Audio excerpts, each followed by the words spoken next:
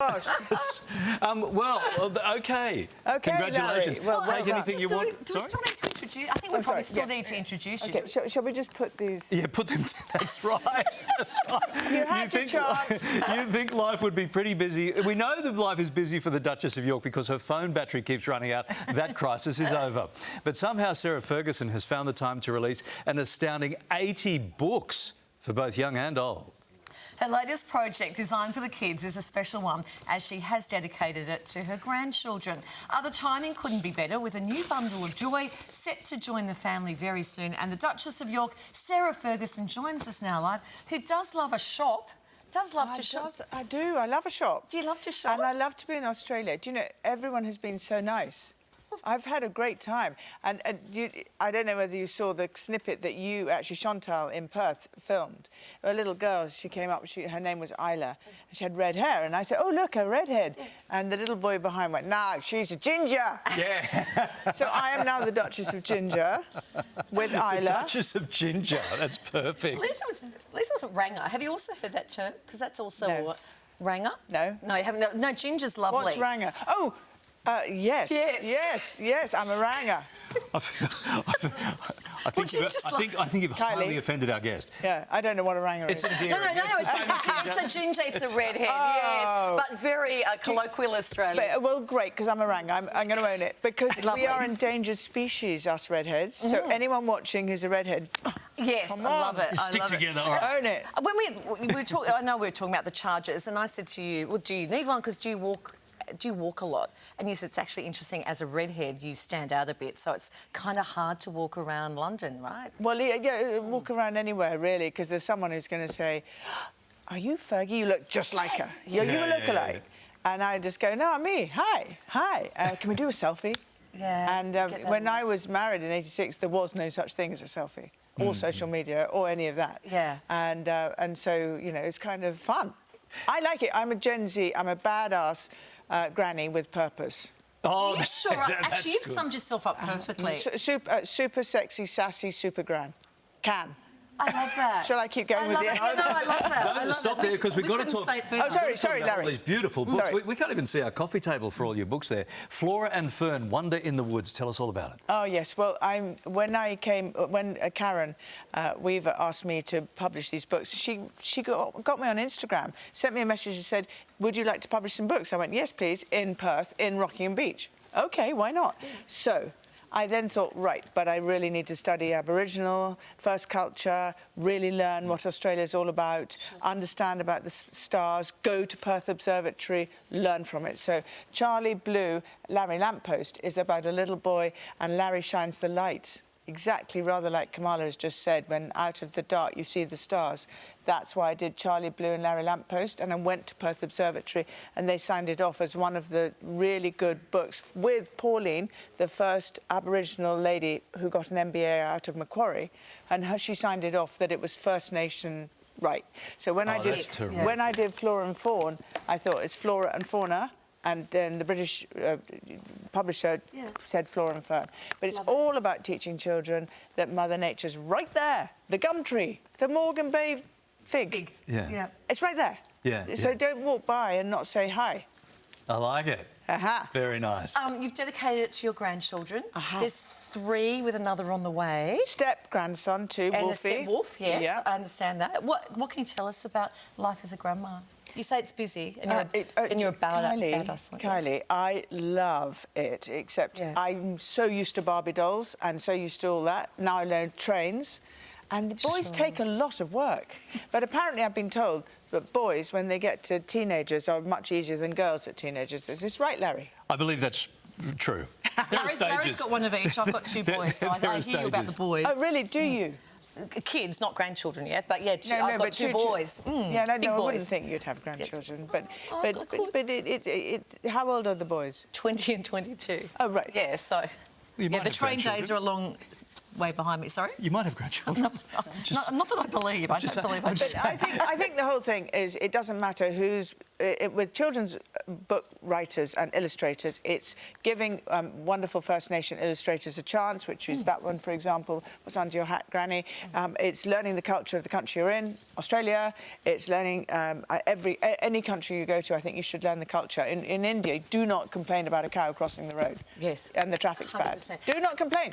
Learn that, don't take the West, just understand, just live with it. Yeah, I love these pictures where we've seen you've been spending some time in Australia or in WA, talking to rooms full of people, lots of women. When it comes to question time, and here's some vision that we've put up. This is just a couple of days ago. Look at this, Sarah. Amazing. Yeah. What do women always ask about you and want to know from you? What questions do you get asked? They ask me, thank you, good question. They ask me, where do I get my energy from? Yeah. Why am I so authentic? How come I've got to be able to stand up being myself? I answer it with this way. Yeah. Point one was I wasn't myself for so long that I kept falling into my own traps. I had to unshackle my heart with my own self-doubt and worries. I'll come on to that. But the second one was the Queen saying to me, be yourself, Sarah. Because I think I wasn't, when I got married, I was trying to be like Princess Diana or trying to be like the proper princess or trying to do this and trying to do that, instead of just being myself. And so I then tripped up and made many mistakes, which you might have read about, one or two. But that's okay too, because I'm sitting here with you now. I had an enormous weight problem because I ate to compensate for my life. And my life, weight was food and weight was here in body image, and my life was down here. I've now changed that round, and I'm saying to everyone out there, don't wait to get a mastectomy. Don't wait to have your body carved up in order to free the shackles of your heart. I know. So I can sit here and talk to you without worrying that I'm going to get it wrong or right. I'm just here, present with you. And that is the wonderful thing about you, and that's what we can tell everyone in the studio and, of course, everyone watching at home, how authentic you really are, and that's what we love about you. And you have been that when it comes to your tough year in the health department. Yeah. You've chosen to sort of play all this out in the spotlight. Yeah, has that been difficult for you to speak so openly about all of that? When I think of a person sitting on the end of the bed right this very second watching this show, saying, I don't want to go and get screened. I don't want to be imaged on whether I've got cancer or not. I'm frightened. Don't be frightened. There's so many health solutions out there. And even yesterday here in Sydney, I went to the Children's Medical Research Institute with ProCan. That is what it's about. There are solutions. And I'm standing here. I can't say cancer-free, but I am certainly free of the recent cancer, malignant melanoma and mastectomy. So, yes, but I'm always wary, get screened, get checked. That's what I say, and that's why I talk about it. And the other thing is, this book is The Language of the Heart. It's about a little 21-year-old who was non-verbal autism. And this woman, Anna Mika, which is why I wrote the foreword, was able to communicate to him through a computer. And he's now free in his own shackles because now he can talk. And I think this is an exclusive for you today, by the way. It's the first time I've ever talked about it. And the reason why I'm sitting here is I worked with this woman for 30 years to know and understand the darkness and the light. Darkness, light. And that's why I put the forward on. I was going to ask you, you say you've come to all this realisation and you're now your true, authentic self. And Yes. That's hard. That's hard for people to do if they're in this place here and they need to drag themselves up. Yeah. So you're saying it was with her help? Yes, I definitely turned to therapy. How? Kylie, anyone watching, go ask for help. Honestly, I cannot tell you. All my books are collaborating.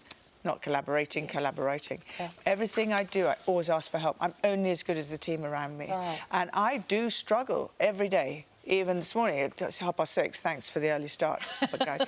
But like, oh my gosh, what, the election's on. Am I going to get it right? What am I going to say? I don't want to get it wrong. Because it's been so difficult with the British media.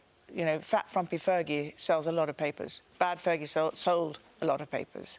And yeah, you could have just run away and never wanted to come back. Yeah. So you have to be human. You have to say, even sitting with Larry and Kylie, lovely people, but you still have a job to do.